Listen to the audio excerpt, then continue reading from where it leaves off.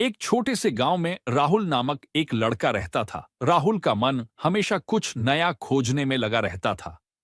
एक दिन जब वह अपने घर के बागीचे में खेल रहा था, तभी उसकी नजर एक पुराने लकड़ी के बक्से पर पड़ी। यह बक्सा उसके दादाजी का था, जो अब इस दुनिया में नहीं रहे थे। राहुल ने बक्सा खोला। अंदर एक पुराना कागज और एक अजनबी पत्र पड़ा हुआ था। पत्र पर किसी अजनबी नाम का उल्लेख था, विशाल।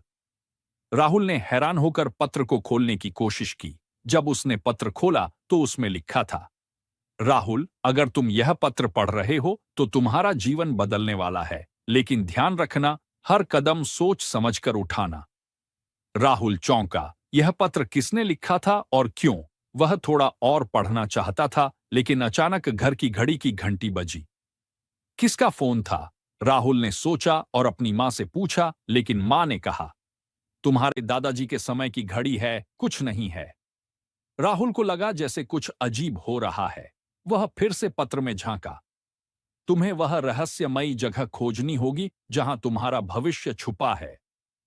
राहुल के मन में कई सवाल थे। वह किसी रहस्यमयी जगह के बारे में सोचने लगा, लेकिन अचानक एक आवाज सुनाई दी, तुम यहां क्या कर रहे हो?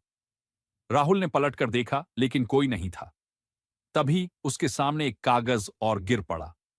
कागज को उठाते ही राहुल को एक और संदेश मिला, तुम्हें वह खोया हुआ खजाना मिल जाएगा, लेकिन अगर तुम्हें समय से पहले पता चल गया तो सब कुछ खत्म हो जाएगा।